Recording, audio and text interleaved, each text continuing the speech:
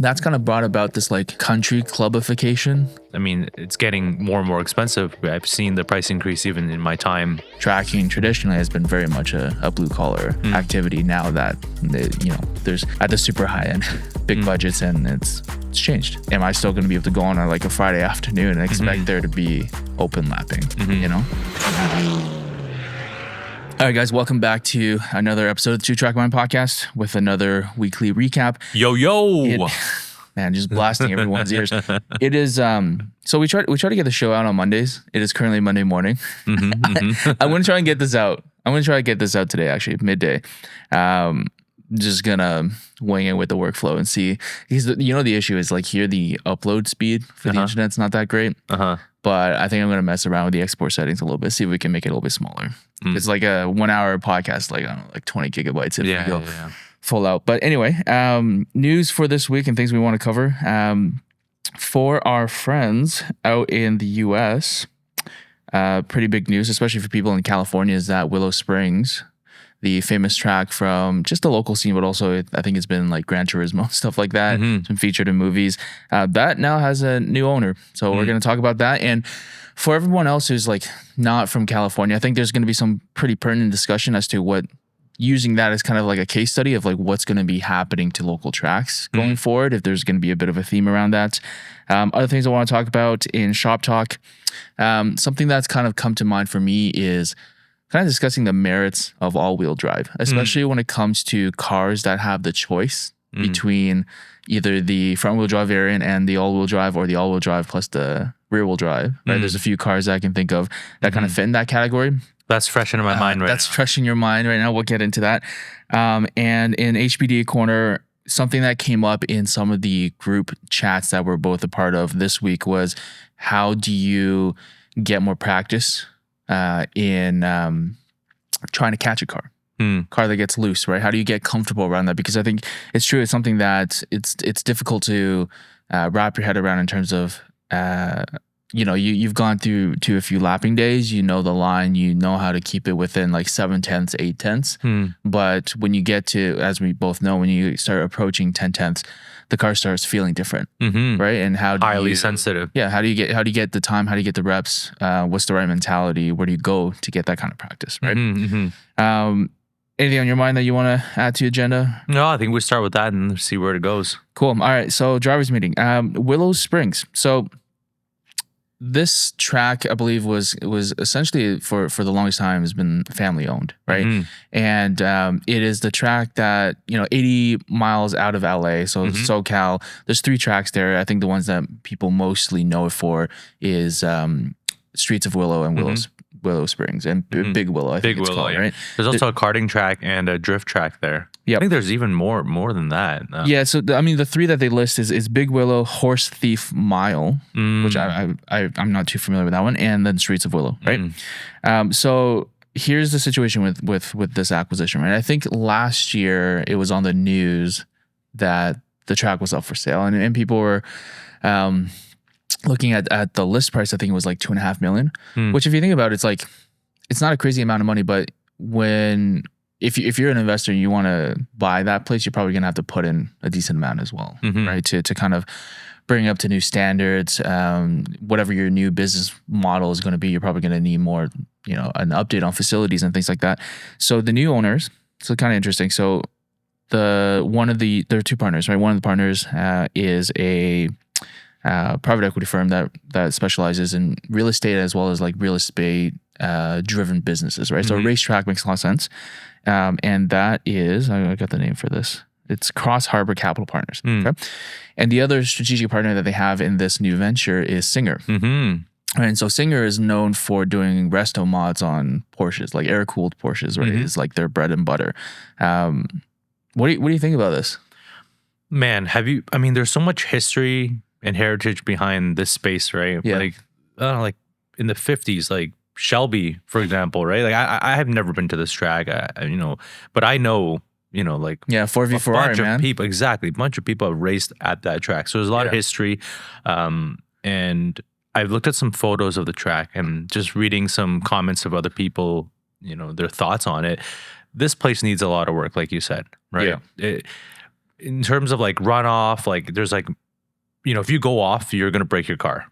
Right. There's no runoffs. It's just like mountains and rocks everywhere. Yeah. Right. Like the place probably needs a repave, needs paint. All the buildings look terrible. Yeah. Right.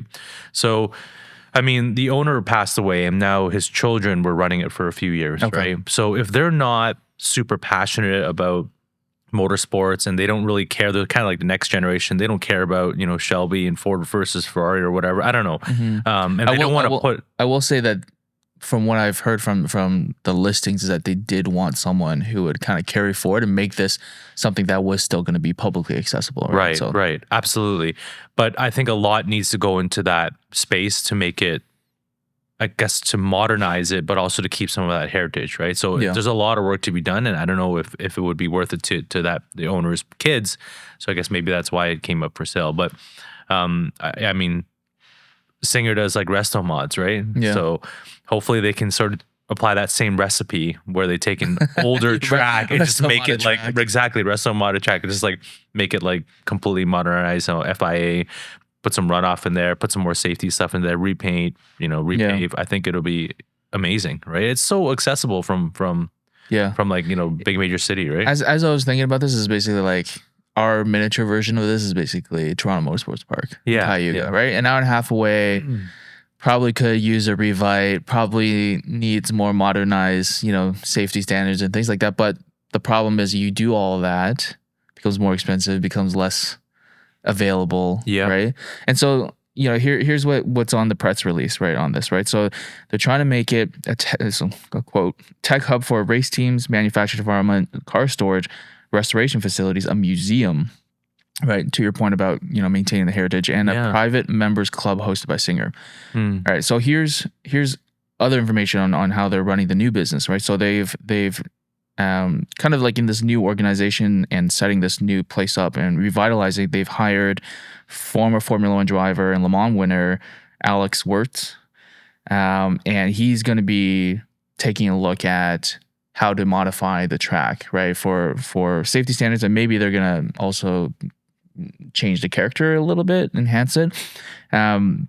They have tapped Speedway Motorsports, which is a management company that operates racetracks, and they buy up a few of these, right? So they've got, well, maybe not owned, but they also operate Sonoma, and I think they also operate Bristol, which, by the way, like if you look at series like NASCAR, which is also like another organization that's like has a very strong family-based ownership, part of their business model is actually just to own a bunch of the venues. I think that's where they get a lot of the value of that corporation is through that strategy, for better or for worse, for fans. So that's kind of interesting. They're bringing out a experienced venue operator, which I think it's a definitely a plus to get things started, and so there's going to be some standardization around that. So that's going to be really cool. And then they are bringing in a master planner firm as well, Hart Howerton, taking a look at the off-track elements, right? So kind of making it more of like an experience throughout the place. So yeah, there's a lot going on. And my main question about this, right? Because we kind of start seeing this with new tracks like local to us. Let's look at Ontario, right? Oro Station, right? I'm getting a lot of similar vibes where it's like, if you're going to build a new track, who are you trying to cater to? And what I fear, and I think what a lot of people are worried about is like, yeah, this sounds really fancy on paper, but what does that mean in terms of, am I still going to be able to go on like a Friday afternoon and expect there to be open lapping, Yeah, what's the cost going to be, right? Yeah. You see like a mini version of that happen at Shannonville Motorsports Park for us, right? Where it switched owners and the place needs work as well. It's not quite as extravagant as what we're talking about now, or Oro Station, where there is real estate, car storage, clubs, all that. But even just a quick switch of ownership at Shannonville Motorsports Park, the insurance has gone through the roof. Prices have gone up. It's different, and that place needs a lot of work as well, right? So, Shannonville, Sean Ma tells us, used to be like what, $80 to get in, right? Yeah. TMP lapping days used to be super, super cheap as well, right? The cost of everything is going up, and then you add all these extra costs, and at the end of the day, it's a business for these people as well. So, really, we're going from what, like a TMP cost to CTMP cost at this point, right? Yeah, and I think you have to look at this from the overall picture of how the car enthusiasts, especially the tracking scene, has changed over the past like 5 or 10 years. We've kind of talked about it in bits and pieces, right? Like in our past conversations on our podcast, we talked about how the G series and the F series really changed what it means to have like an arrive and drive track car, right? And that's where I think this is kind of coming from, where back in the day, you know, even way before our time, we're talking about like the beginnings of Willow Springs with like, you know, Ken Miles racing at CCA there. If you wanted to go tracking, you have to have some of that know-how yourself, and you're tinkering, you're modifying cars, you're building cars from the ground up, things like that, right? That's not really the case anymore, where it's like you can go to your BMW dealership or your Porsche dealership, get something that has, with very minimal modifications, which again we'll talk about in a few minutes, right? On new cars coming off the factory floor, and you can go and you drive, and very minimal maintenance required, or like you don't have to really troubleshoot too much yourself, right? It's more or less it's gonna work, right? And so that's kind of brought about this like country clubification of things, right? So there's ease of access now for people who have means and time. You can go get these cars that are very reliable, and when you think about the venue operators, like, hey, wait a minute, like of course, like traditional business sense, if you're about building a successful business and you measure that by dollars, you're going to cater to the customers that have the most money if you're supply constrained, which from a track operator's perspective, yeah, of course you're supply constrained in that, especially in Ontario, let's say, right? Maybe less so in California, but still, I think still the case. You only have so many weekends, you only have so many days that you can sell. Who are you going to sell that to? Who are you going to cater to, right? Like you said, like this year, I think it sounds like there are a few tracks that are harder to get dates for, whether you can't get it because there's no availability or you're just getting priced out, right? So yeah, it'll kind of be interesting to see like, what does this mean for the budget enthusiast? Is that going to be a thing that kind of dies out, right? Because like you look at other hobbies, right? Like let's traditional country club sports, golf, tennis, even. Yeah, sure, there's like public courts for tennis, but they're all like really bad surfaces with cracks and everything like that, right? So it's just like, is it going to go in that direction where there's a bit of like snootiness and elitism attached to it now, right? Where tracking traditionally has been very much a blue collar activity. Now that you know, there's at the super high end big budgets, and it's changed. Yeah. Yeah. I mean, I hope there's still avenues like, you know, whether it's autocross or, you know, schools that hopefully can somewhat make it affordable and whatnot. Like we're pretty lucky around here. I mean, it's getting more and more expensive. I've seen the price increase even in my short time. But yeah, I mean, we're lucky to have some organizations like OTA and Hanson and you know, all these other ones that still provide affordable you know, track experiences and whatnot, right? Yeah. And I think a lot of it is going to be driven by the difficulty now of building new racetracks. So like you think about like existing racetracks, right? Like if a strategic buyer is going to, and most older existing racetracks are a little bit more of like scruffy on the edges, right?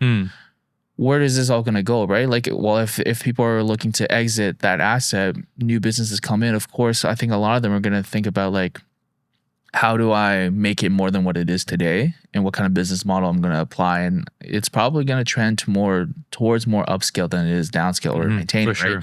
So there's that momentum that's happening. And then the other momentum is going to be, well, if you want to build a new track, all the environmental planning around it, all the bylaws you have to get through, dealing with noise, getting the city's buy-in that it's going to create, you know, economic prosperity. That again, I think is also going to push it towards being more of like a higher end experience. Maybe it's accessible as like you going to watch a race and stuff like that, and there's more things to do for like the enthusiast that just wants to be a part of the space. But as a driver and someone who want to drive, I think it's probably going to be more expensive. So interesting to watch how that's going to develop, like, you know, to see how that that grows and whether it does become like, a country club or something that's still accessible to locals. So we'll see. All right. So moving on to the next topic, shop talk, all-wheel drive versus a front-wheel drive variant or a rear-wheel drive variant. So before diving into the topic, like, why does it matter and what are specific examples, right? So reason why I think it's worth discussing why does it matter is all-wheel drive comes with a cost penalty and a weight penalty, right? And that's kind of like an interesting trade-off. I was like, okay, like what will perform better? Who should look at the all-wheel drive versus the rear-wheel drive or the front-wheel drive? And what are the cars that fall into this category of discussion, right? So things that are relevant today, I would say, let's say you want to track a Golf GTI versus the Golf R. Perfect example. I got a question last week. DM, someone who was asking, okay, like if I wanted to get a Mark 7 and Mark 7.5, like is the R worth it, or should I just stick with the GTI? I think the other interesting example is going to be more to your expertise on the BMW side, where some cars are going to come with xDrive, and some cars in that same platform you can get rear-wheel drive, right? So how do you decide between those two? So let me open up from there after setting the context. What are your opening thoughts on this topic? So let's just start off by saying that they're very different driving experiences, right? There's some people that like front-wheel drive, like our friend Sean Ma, some people that are hardcore rear-wheel drive, and then all-wheel drive somewhere in between. But I think it really depends what your goals are, right? If you're getting like a half daily, sometimes track car, maybe front-wheel drive might be better, who knows, right? Compared to like a rear-wheel drive one. Or all-wheel drive, perhaps for us, we moved from a rear-wheel drive G87 M2 to a all-wheel drive G82 M4 as our new time attack project. So the reason for that is we're going big power, right? The cars already come with 500 plus horsepower stock, right? So if we're going to go downpipe and tune, we're like 650, 600, right? To the wheels, right? With ethanol and some more modifications, like 800 is easy. They're doing sub 10 quarter miles, right? So if we're on the track and we're pushing hard, that weight penalty of 100-ish pounds is completely negated with the ability to put down the power. Yeah. Right? Now, driving experience is one thing, performance is another, right? That car, yes, because it's a bit heavier, because mostly the weight, it does understeer a little bit more on entry, but you more than make up for it on the exits. Again, especially if you go big power, right? On the rear-wheel drive variants, like so much is breathe on the throttle, the rear end wants to kick out. You have to be you have to have really good throttle discipline to be able to control that much power just to the rear wheels, right? Yeah. And then, of course, there's setup implications, right? So, for example, with a high horsepower rear-wheel drive car, like you really want to tow in the rear because you need to put down the power. But on the all-wheel drive variant, there's completely different setup, right? If you tow in the rear, it's probably going to understeer even more on that entry, right? So we would actually zero tow it, or even maybe consider towing out the rear, like a front wheel drive car, right? Because if the car is understeering, you're always going to be putting heat into the front tires. You're always going to be scrubbing the front tires. But if you can optimize grip on all four tires with any of those setups, or get it to rotate, get it to point in the right direction, then well, it's going to be an absolute monster, right? Yeah. So a couple of things you mentioned there, right? Like the alignment setup is going to be different a little bit. And the benefit of all just putting down the power, right? Just putting down the power. You can get more traction as a complete package, right? Yes. So what's kind of interesting about that is like alignment you can kind of mess with and tune. So at the end of the day, is the thing that we're really comparing is additional weight versus corner exit.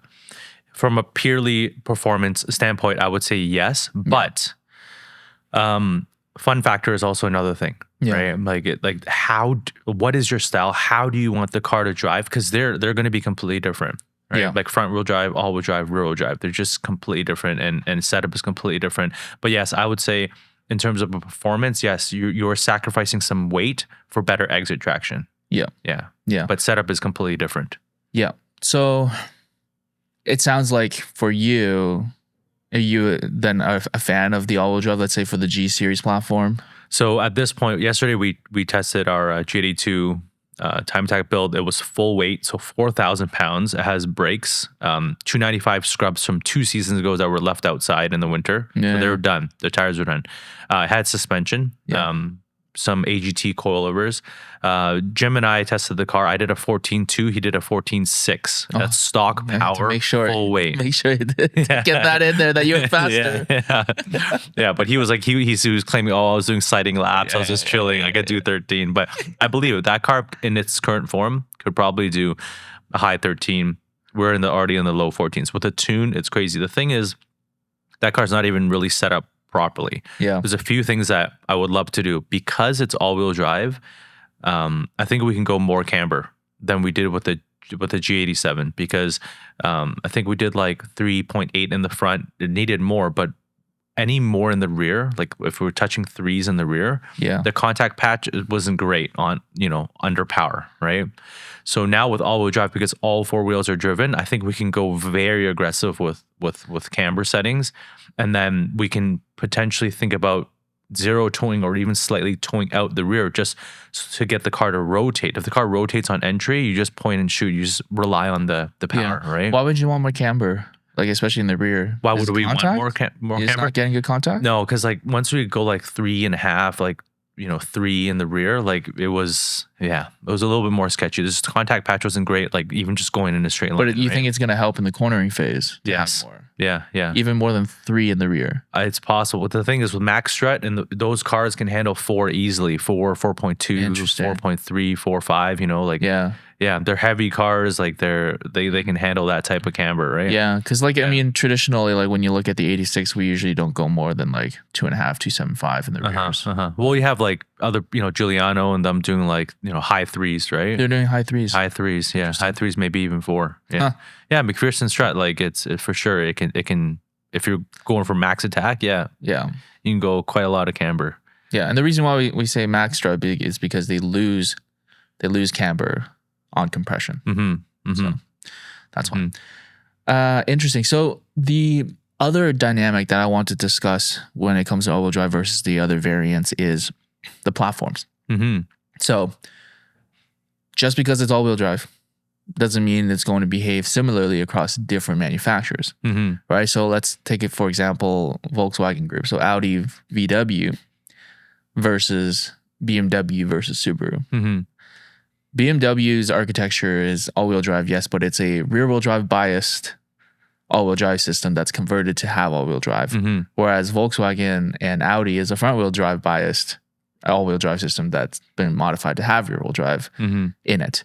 What are your thoughts around that? Have you driven, VWs or Audi's all-wheel drive systems versus BMWs, and how does that compare? Yeah, so they are, I mean, like, I think they call it the Haldex system, right? Like in the Haldex system. And our good friend Leo has this, when he had his S3, he has this Haldex controller where, I don't know, he can like send a lot of power to the rear or like, do funny things with it. Yeah. And of course, Sean Ma's TTRS, Driven Golf RS, things like that. Yeah, they are definitely more front bias for sure, right? And so with those cars, you can be really, really confident just committing to the power. The worst that's going to happen is that it just starts to spin the front tires, right? Yeah. So very similar to like a front wheel drive car. But the benefit is you also have those rear tires kind of like pushing you in the right direction. So those cars are very much on power cars, right? So off power, you want them to rotate, get them to turn, and then you just, again, point and shoot, right? There's no real steer with throttle. As soon as you get to the throttle, it straightens out, right? So there's no big slides. Like all the slides are off power, right? You throw it in, it rotates, you slide, and then as soon as you touch the power, again, the front wheels are really eager to pull the car straight. Yeah. So, I mean, it setup implications, as well as driving style implications are like I said, they're going to be very, very different versus a BMW that has more rear bias. Yeah, you can still throttle steer it, right? A lot more power goes to the rear, and so you can, I guess, give a lot of throttle. It's going to rotate the car more. If you come off the throttle, it's going to tuck the nose in. Yeah, it's a very different experience. It just helps with traction, but it still is BMW DNA underneath, if you know what I mean. Yeah. Would you say that, so for both those kind of architectures, the all-wheel drive car at the limit, the driver has a little bit more control in terms of stability? Let's think of like sweeping corners, fast sweeping corner. Would you say that the all-wheel drive car is going to be a bit more stable, or that you have more tools available to you as a driver when you're like mid-corner, peak lateral Gs and going fast, that there's more tools available to you to keep the car planted? So I would actually say that with all-wheel drive cars, you have less adjustability. So what I mean by that is if you go too fast into a corner, you don't have very many options. You basically have to back off the entry speeds just a little bit, right? And then you know you're going to make it up mid-corner and exit. That's the way you have to drive it. If you go too quickly in and you can't rotate the car, then you just have to scrub speed. You have to wait until front end grip becomes available, because if the car is understeering, you can't really give it a lot of throttle to try to excite the rear end for it to rotate. You can't do that. You have to wait. Oh, okay. The front's going to clog. Exactly. I'm going too fast. I haven't rotated the car. I've already made the mistake. Don't make the mistake of trying to like give a lot of throttle to like claw have the front wheels claw you out. It's going to destroy the tire, or you're going to understeer off the track, something like that. So you gotta know what you're driving. In a rear-wheel drive car, if you're going too fast, you can excite the rear end with throttle. So if you're able to spin the rear tires, think about a high horsepower rear-wheel drive car. If you're able to spin the rear tires, essentially you're throttle steering the car. I'm not saying like put it into a big slide, but just you have more options. But you are scrubbing speed as you're drifting and sliding. You have more options. If you come off the throttle, like a well set up one is, the nose will tuck in. If you give more throttle, the rear will step out, right? So really you are steering the car with the throttle, right? I think there is more adjustability from that standpoint. But yes, all-wheel drive, especially heavy car like a JD2 or something like that, you can't make the mistake of having too high of entry speeds. Yeah. So if I were to kind of summarize this part of the conversation so far, is basically they're going to feel a little bit different, but there's not one platform that's going to be, or one variant that's going to be exceptionally better than the other, right? Like I think in many cases, like the all-wheel drive, it's going to be a little bit heavier, but it might be worth it, right? So in the case of the G series, having that longer wheelbase plus all-wheel drive, being able to put down that power, keeping it a little bit less twitchy, I guess, can be really beneficial based off of your testing so far. And then, the other common comparison, again, like the Golf R and the GTI, I think they're just a little bit different, right? Like the GTI is actually considerably cheaper, right? So, and you can make it go really fast. I would say like, corner exits, like the R is just going to be a little bit better. But the GTI might be a little bit more lively. You can get it to rotate a bit more if you set it up to be like, high tire pressures, high spring rates in the rear kind of thing. Get it to stand on the nose. Here's an interesting question. If Subaru made a rear-wheel drive WRX, how would we think that would perform? And would it be better or worse than it is today?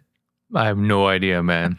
I have no idea. Because, WRX, it is a little bit of an understeer monster, right? Because it has like, I think the WRX is all open diffs. At least the one I owned way back in the day was just open. STI has that. I don't even know. I guess so. The active or, adjustable center differential that, whatever. But that car is just, I think was just open diff, right?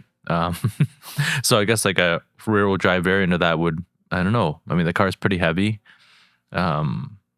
I don't know. I don't think it would be a very good car, but I think I mean, with that the motor question is just like BRZ. Why would you buy that, right? When there's an 86 available. Yeah, because that car would be a 4-door rear-wheel drive car, open diff, comes in a manual. It, okay, let's say it comes. Let's get to the Taurus. Okay, Taurus, right? And I don't know. I think a BRZ would still be like a more enjoyable car. Or you just get like a older BMW, like an F series. Yeah, or something for a like similar that. price. Yeah, similar price. Yeah. Anyway, that's just a goofy thought.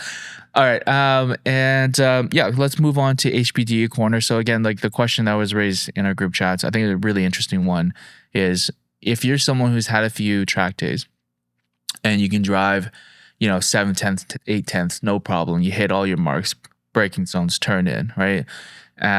But you're not so comfortable when the car steps loose, right? For whatever reason, maybe you're pushing it a little bit harder. You're trying to learn a corner, see if you can take it at more pace. And I think a lot of times this comes from like, when people ride passenger with someone that's more experienced, maybe their instructor, and they notice like they're constantly adjusting, and maybe the car comes a little bit loose, but they're able to really quickly react and save it.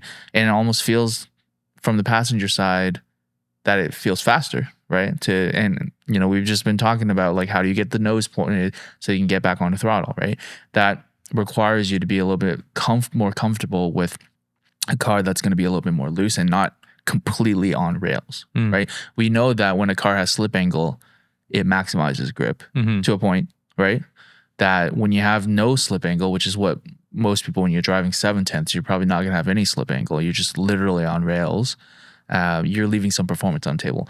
So how can people get that capability, develop that skill of knowing how to catch a car, letting the car be a little bit more playful? I think the first thing is just understanding from a technical standpoint, like what you're doing, right? And so, if a car is understeering, a lot of newer drivers, like they just add more steering input, right?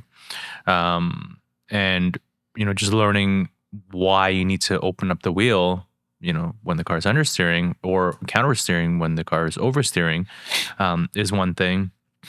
But then also those sensations are very weird sensations to feel, right? Understeer, not so much. I think that makes much, but in terms of feeling yaw inside of a car, I think that's very foreign to a lot of people, right? So I think you have to just start with grip driving, keep approaching that limit more and more, find instructors, whatever, and maybe go to like a wet, rainy track day. A lot of people shy away when there's rain on the track, right? But for me, that's like my dream come true. I have so much fun when it's a lower grip environment, and find like a safer track, whether it's a skid pad or something like, for example, there's a couple corners at DDT that are pretty safe, right? TMP is pretty safe besides that last corner where the wall is there. Otherwise, worst case scenario, you just kind of go into the grass a little bit, right?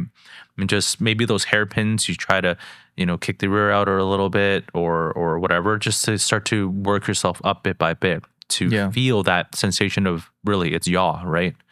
A lot of people can feel like, side to side, braking, your car dives forward, and acceleration, it squats.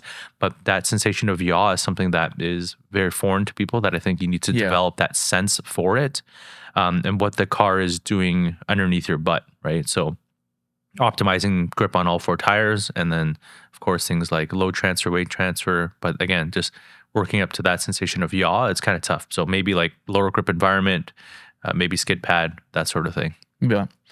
No, I think those are all really good points.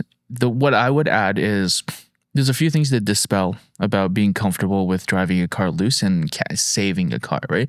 Because when you kind of say the phrase saving, it feels like it's a reactionary thing. Whereas actually in reality, a lot of times when a car comes loose with an experienced driver, they know that there was a high likelihood, or they knew with certainty that was actually going to happen. So like the first thing to dispel is like, it's not really a reactionary thing as you would traditionally think about it. The second thing I want to dispel about this is that it's not a matter of like bravery or having the guts, right? Because I think a lot of people's like, oh, like why don't I push a little bit harder? I just got to be comfortable with the car being loose, right? Again, like when you're with an experienced driver and they're driving the car a little bit loose and they're catching it, they're probably driving well within their limits because, like I said, they're anticipating that, or they've set up the car to do that thing. So they're not reacting as much as like it's a planned way of driving, right? And the other part of this is when you're new to a track, it's like drinking from a fire hose, right? You're using your active mind, and really, like, this is actually kind of related to the name of Two Track Mind as a channel, as a concept, is that when it comes to driving, you have your active mind, you have your subconscious. The active mind is really good at distilling information and learning, right? So like this is like when you're in when you're in the driver's meeting or in the classroom sessions of an HPD and they're telling you different concepts, right? You're processing and you're trying to learn, you're trying to think of like new ways to kind of think about how to approach a corner. The mistake that people have is like they're trying to use their active mind when they're driving closer to the limit. You don't have time to process that. And so what that really means is you need to give reps for your subconscious to perform. And that's like our superpower as humans, right? It's like we have this subconscious that can just like, you don't think about it, you just do, because you have that muscle memory and you have that intuition. You're sensing all these different things that the active mind cannot keep up with, right? So a really simple demonstration would be like, if I asked you to write your own name, you wouldn't even think twice, right? But then if I tell you to do it with your non-dominant hand, you know what your name should look like, and you actually know the actions that you should tell your left hand to do that. But it's still going to be trash, and you're going to go very slowly, right? But if you practice that a couple times a day, even if you just practice that for like 10 minutes, you'd probably be markedly better, and you stop thinking about it, right?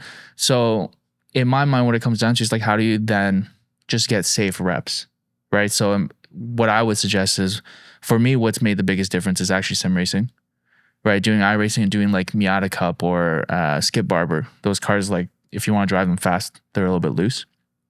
And the other would just be doing skid pad days. If you can find like a drifting group or something like that. I know like there's a skid pad at Shannonville, and SPDA runs a driver's clinic, which is autocross focused, but they do a traction circle and figure 8. So if you have a car that's a little bit more loose, you can go and like drift it, right? And try to find what it feels like at the limit.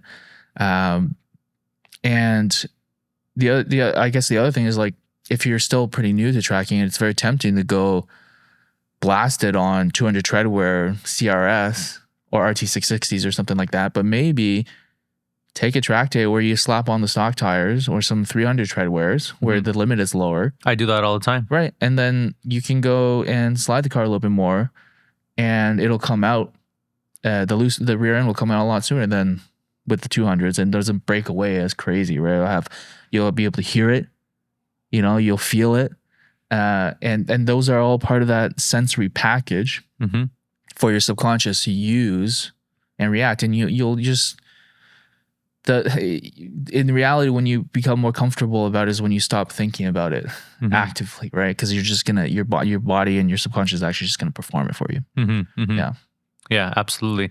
I think one other thing to add is just, again, start with grip driving, so you know what 7, 8, 9 tenths driving is, right? And then so, like, to your point about drivers knowing that the rear is going to step out or something's going to happen, you're approaching that limit. The car is very sensitive to your inputs.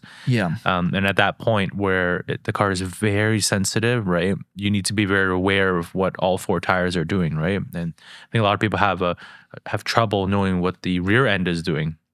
And so when it comes, it catches them by surprise, right? But working up to it, really getting the feedback that you need from the car. My steering, right? A lot of people, look at my endurance racing steering versus my time attack steering versus when I'm trying a new car steering. I'm always looking for feedback from that car. Right. I'm always asking the car, oh, can you turn more? Can you turn? Oh, no, you can't. Okay, I'm going to open it. Oh, can you turn more? Can you turn more now? On power, can you give me? Are the rear tires hooking up? Like high horsepower rear drive cars, first thing I do is just try to lay 11s or something like that. And if it can put down the power, awesome. If it can't, then I know like, okay, this is sort of where the grip of the rear tires are.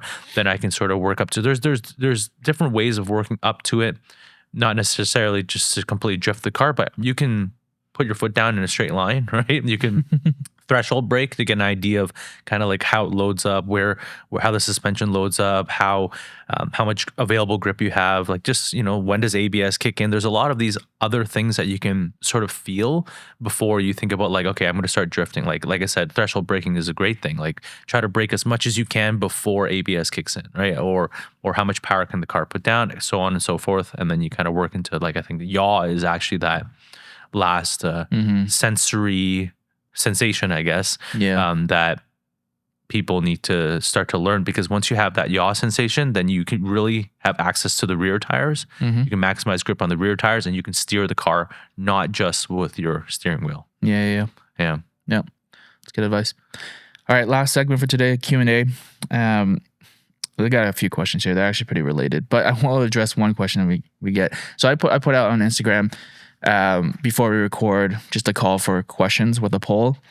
Not a poll, like questions. So you just type in whatever you want. And our buddy Vin Fam is very astute and is very reliable with questions. But the problem is half his questions aren't relevant. So today he asked, why don't you answer my questions? Well, it's because it's ridiculous things. I'll post some of them later, but let's talk about the on-topic questions.